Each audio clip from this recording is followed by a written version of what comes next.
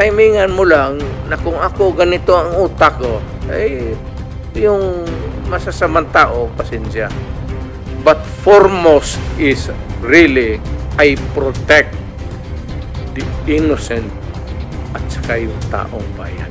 Ito na nga, Joel Villanueva sumang-ayon nga sa pamamalakad ng dating administrasyong Duterte. Pero bago ang lahat, maaari kayong mag-subscribe para maging updated sa mga issue at bagong mga balita. Pinaliwanag nga ni Pangulong Rodrigo Duterte kung bakit naging madugo ang labanan kontra droga sa ilalim ng kanyang termino bilang Pangulo.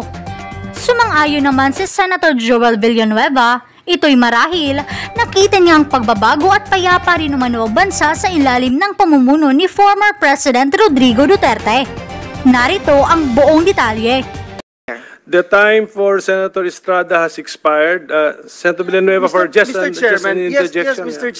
Chairman, I've been here for more than 4 hours, and according to the ground rules set by the chairperson himself, we will be staying here only until 4 in the afternoon. So The latest. we only have about 38 minutes, and I'm the only senator who did not make any opening statement. And just to expedite the deliberation, Mr. Chairman, may I just be allowed to move that my opening statement be inserted into the records? Comsec, please. Please accommodate Senator Villanueva. Yes, Mr. Chairman. And let me just state for the record, Mr. Chairman, our consistency in this particular issue, Mr. Chairman. Since time immemorial, we have been very keen and very serious in our intention to address the problem of illegal drugs. And that is why war on drugs per se is a very noble intention, a worthy, Mr. President, Mr. Chairman, of our support, yung war on drugs.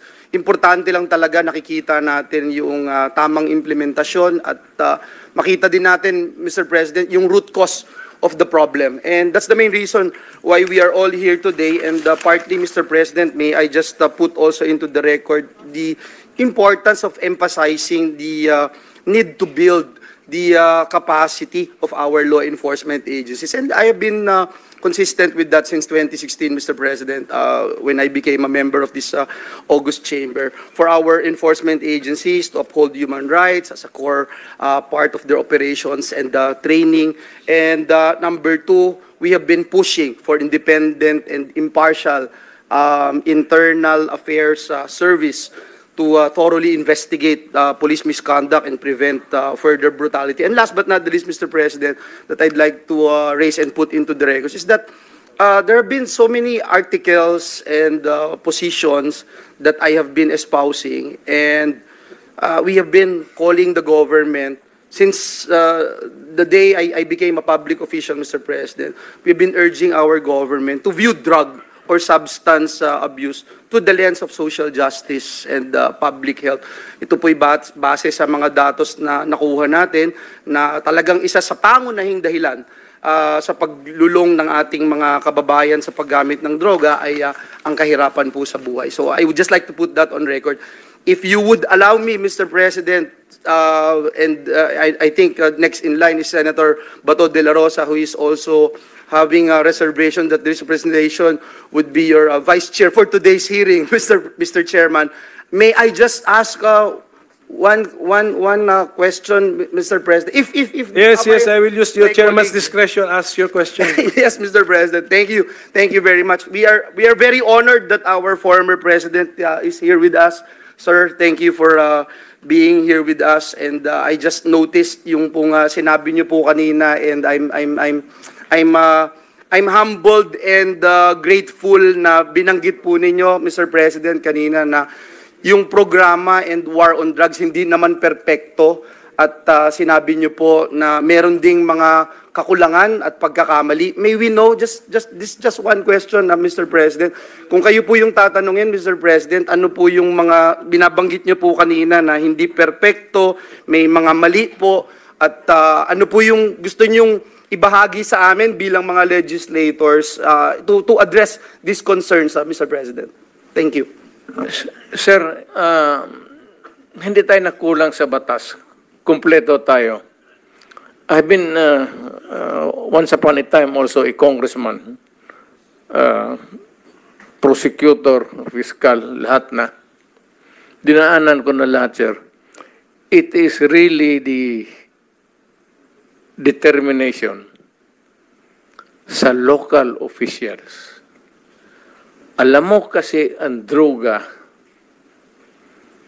is a very dangerous. Kaya as we are talking now, hindi perpekto itong ating bayan. May mga mayor na nasa droga rin, na yumaman dahil sa droga. Makikita mo naman yan eh. Mag-mayor. Tapos, sabihin mo, pagdating dito sa Maynila, may bahay na, maganda. Hindi lang nakikita doon sa probinsya, pero pag nakikita mo dito, kasi makilala, mayor rin kasi ako eh. Makikita mo, magagandang kotse, Mercedes-Benz. Hindi nga ako nakahawak ng tanginong kotse na yan. Makikita mo, maraming, sir, may problema tayo sa droga. Alam mo kasi ang droga, pera. Madali, kaya pumasok lahat, pati pulis. Lahat, it permits the entire fabric of our society. We are talking here of extrajudicial killing, but there is more to it than you look beyond. Kasi it's not really in the killing. Madali yan, sir. Madaling isolbad. Only sabihin lang ng presidente na sa mayor. Mayor, lahat kayo. Tawagin mo mayor. Ginawa ko yan. Tawagin ko. Tapos mag-isang order. Tawagin ko sa Malacanang noon. Kinulong ko. Tapos magsabi ako, ganito ang gusto ko. Kaya, pero ito ngayon, sir, maraming mayor na pumapasok sa droga. Kasi nga, pera. Kailangan nila ng pera para maganda yung buhay, para sa kanya, pati mga anak, pati looking forward to fund the next election to stay in power. Ganon ang kultura ng Pilipinas. Hindi lahat. Maraming mayor na matitino. Pero marami dyan pumapasok sa droga or they are on the take for the money. Kaya tignan mo lang, kung hindi doon sa kanilang probinsya, dito mo tignan sa Maynila. Kasi ako, mayor kasi ako, marami akong kilalang mayor. I cannot talk about the governors. Yung mayor lang, kasi may mayor, siligman kami. Kung makikita mo lang paglabas ng patatawag kami sa Malacanang, paglabasan niyan, tinitignan ko lang yung mga kotse lang nila. Mercedes-Benz, gano'n. Hindi naman ako nagmilit, pero ako, sorry, Joseph.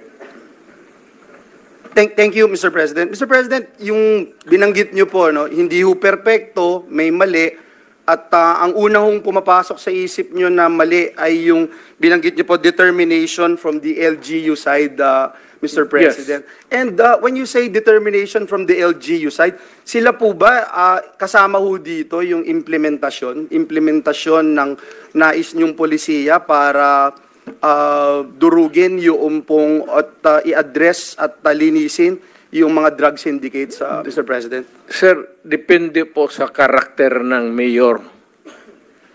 Kasi may mga mayor na, yung complacent, tapos ayaw ng always looking forward to re-election, ayaw ng gulo, ayon magkakaroon ng problema.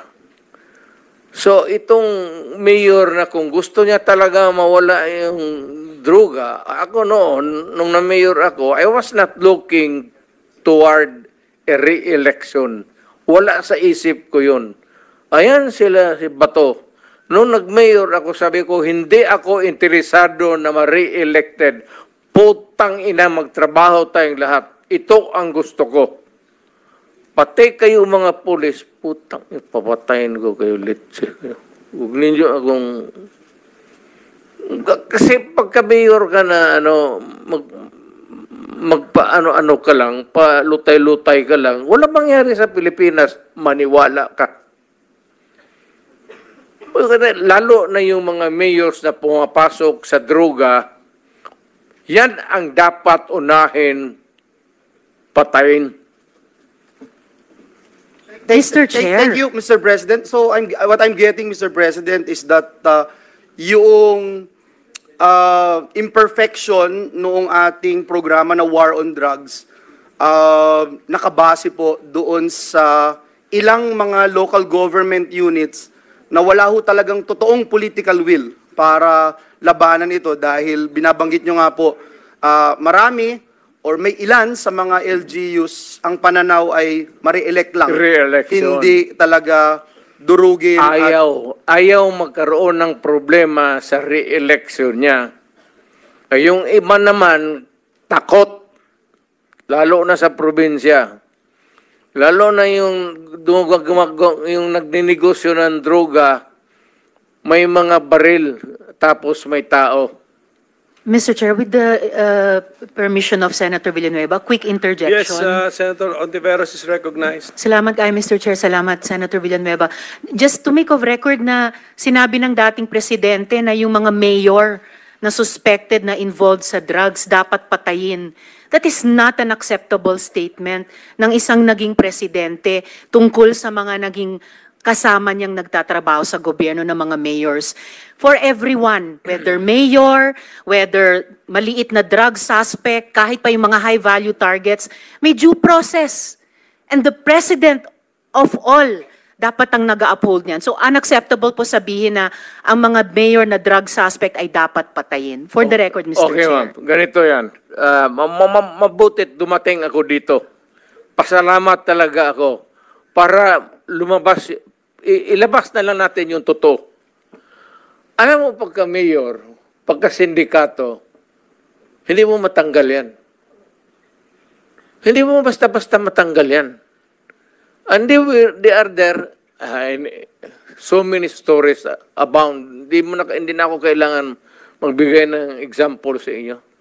Dito sa Maynila, mga mayors, pera. It's always money, money, money, money. Kaya pagka nandyan, either they are in cahoots with the law enforcers or yung ibang mayor takot. Yung sa probinsya, kung magka-mayor ka, kaya wag kayo, may nakikinig ngayon, wag kayo magpili ng mayor na pitsugin. Kasi wala talagang mangyari. Pagka mayroong mga sindikato,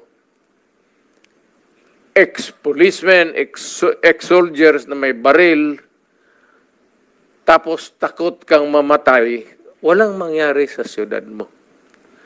You have to, maraming problema na nakatago, ma'am, na hindi natin nakikita. Nasa undercurrent yan. Hindi natin nakikita yan. Sino po ba yung mga yon? Hindi, all over. Mayors. All over. Hindi ko masabi. Just for the record again, Mr. Chair, and with thanks to Senator Villanueva, unacceptable na sabihin ng isang dating presidente or kung sinabi ninyo noon nung presidente kayo na ang sino mang suspect, maliit man, malaki, mayor na suspect sa drugs ay dapat patayin kasi may due process po. Salamat kayo, Mr. Chair. Salamat, Senator Villanueva. That is my stand. If you do not agree with me, I'm sorry. but I'm dealing with a serious problem of my country. Hindi mo madala sa pakiusap yan. Sabihin mo, putang ina, huminto ka pag hindi, tutudasin kita. Yun ang, lalo ng pulis. Putang ina itong mga pulis.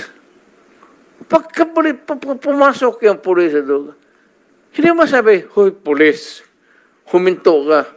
Puntahan mo yung pulis, sabihin mo, mga pulis, kung mga tao na harapin ko, o total, let us be, labas na lang natin yung, pati yung lungguay. Pero Mr. Chair, forgive me for interrupting. Hindi, Speaking of patapusin mo lengguwahe. muna ako. Sorry sir, Mr. Chair, baka maaring ang resource person tumigil magmura kasi bahay natin itong Senado eh. Salamat kaayo, Thank Mr. you, Chair. thank you. Hindi tayo Mr. President, magkaintindihan Mr. dyan. President, sir, excuse me, sir. I am relating a conversation. I am hindi Yes, po nagmumura. Mr. President, okay. Sinasabi ko yan kung ano ang sinasabi ko doon sa Correct. tao. Klaro na po yun, Mr. President, na when you relate to the police officers, may kasamang mura. Pero okay na, klaro na po yun. Pwede na nating hindi ulit-ulitin, Mr. President. Hindi lang, Kung pwede sabihin ko lang. kaya, papatayin kita. Hindi lang ako magmumura sa... Okay. Iwasan lang po. We try our best na iwasan na po. Anyway, naintindihan po Well, namin. Sige. Thank you, Mr. Chairman. Just one last because Okay, sige. I sincerely appreciate, Mr. President, yung binanggit ng ating dating Pangulong Duterte na hindi perpekto, maraming mali, and binanggit po niya yung kamalian na nag-stem from the local government units, at binanggit po ng ating dating Pangulo na pati pulis may pagkakamali din. And I think it happened, ito hong nakita natin noong August 16, 2017, yung kay Kian De Los Santos. Mr. President, I was the one who first called for the investigation and filed the resolution here in the Senate about what happened doon sa Caloocan. And ang nangyari nga po dito, 3 policemen, si Juarez, Pereda, and Cruz were found guilty of murder. They are sentenced to reclusion perpetua, imprisonment of up to 40 years. Ganon din po yung nangyari kay Carl and Kulot de Guzman, neighbors from Cainta, Rizal. Ganon din po, no, si former PO1 Jeffrey Perez was convicted by reclusion perpetua. Ito ba, Mr. President, yung binabanggit nyo na involved din minsan yung pulis. Ibig nyo po bang sabihin, yung mga pulis po na minsan gumagawa ng beyond doon sa dapat nilang tungkulin na gawin ay dahil sila rin ay involved sa droga? Correct. Mr. President. Correct. Alam mo kasi, ang pulis, hindi na papatay lang o baski sino lang diyang sibilyan. Bakit sila maghanap ng sakit ng ulo? Kaya yung mga pulis na nandyan sa, itong mga pulis ngayon kikinig na sa atin, mabutit alam nila. Kayong mga pulis na nasa droga sa sindikato, kayo ang dapat talagang, kaya maswerte kaya bigyan pa ako ng pagkakataon maging presidente, uubusin ko talaga kayo. Pang-ina ninyo. Bullshit ko. Thank you, Mr. President. Look, ganito kasi, you know, pag hindi ko kasi ginawa yung ginawa ko sa Davao, isasakripisyo ko yung mga bata at isasakripisyo ko yung mga tao and yung pag-progress ng syudad. If I allow the criminals noon, kidnapping dito, kidnapping doon, druga dito, druga noon, magulo ang syudad, yun ang sitwasyon. Nung pumasok ako ng mayor, nag-warning ako. At ang warning ko talaga ganito, wag mong gawin yan kasi papatayin kita. So, ang Davao ngayon, maganda na. Tapos naman sila lahat. Napatay naman. Wala naman siguro maragdag. Kung may gusto, de, sige. Alam mo, it's a matter of yung iyong karakter, iyo yan. Yung karakter ko, akin. Yung views mo sa buhay, iyo yan. Yung views ko sa buhay, yan. Yung political agenda mo, iyo yan. Meron akong political agenda. Kanya-kanya tayong filosofiya pagtingin sa buhay. Kaya, na-timingan mo lang na kung ako ganito ang utak ko, yung masasamang tao, pasensya. But foremost is really, I protect the innocent at saka yung taong bayan. Mr. President. Thank you, Mr. President. Thank you. Mr. President, nabanggit mo kanina na Metro Manila mayors and then siguro mga highly urbanized cities yan. I'm sure in the other places of the country na highly urbanized cities na involved sa droga. When you were president, siyempre yung disciplinary action pwedeng ma-initiate sa office mo. So, did we use the disciplinary provisions in the local government code to discipline the mayors of the highly urbanized cities under the office of the president? Mahirap, sir. Mahirap talaga, sir, because una, matatakot talaga ang mayor. Especially dito sa Maynila. Puro sindikato dito. Kasali na ang pulis, sundalo, kriminal. Ang problema dito sa Maynila, sir, hindi mo malaman kung sino ang kalaban mo. Baka sabihin mo lang kriminal, sindikato, hindi mo alam pati pulis. Yung mga pulis, alam nila yan. Ito mga pulis nandito, yung mga pulis, alam nila yan. Na may mga tao sila na ganun. Ang problema, hindi nila basta-basta mapaalis. Siguro, isolate nila yan, assign nila ng duty na medyo mapalayo, but they can only do so much. Pero paglabas ng opisina yan, sir, may baril, may authority, and they come into contact with criminals, yun ang problema ng bayan. Mr. President, did we use the disciplinary power or authority of the office of the president over these highly urbanized city local government officials during your term as 6 years? Did you use it? Mahirap, sir, yung kung mayor. Yes, mayor. Against a mayor. Mahirap because yung word na due process, sir, yun talaga ang... I am not trying to belittle the democratic principles of our country. Pero yung due process, sir, yun ang pinakamahirap. Pagka pinailan mo ng kaso due process, it would take years. At kung may abogado yan, sir, matapos na lang ang termino ng animal, wala mangyari. Kaya, hindi naman ako nagyayabang. Lahat naman tayo may init sa ulo eh. Pero, pag mayor ka, kung sabihin mo, si Mayor Duterte, ilang termino na yan, love siya ng tao. Sinasabi, hindi ko kailangan ang love ninyo. You just obey the law. Huwag na yung love ninyo, hindi ko kailangan yan. Marami akong love sa labas. Naglalove. Ang problema dito, sir, is when you are a mayor, dito na lang tayo sa mayor, pag hindi takot ang tao sa iyo, kung sabihin mo lang, wag yan kasi por respeto sa mayor. Respect is not enough. Dito sa Pilipinas, kung sabihin mo, wag natin gawin yan por respeto kay mayor. Ibang klaseng tao yan, sir. Medyo yung mga lasing-lasing siguro, papaputok-putok, yung malasing, bang-bang-bang. Huwag mong gawin yan kasi nakakaya kay mayor. Pero iba yung kriminal, sir. Yung mga kriminal, hindi yan. Thank you, Mr. President.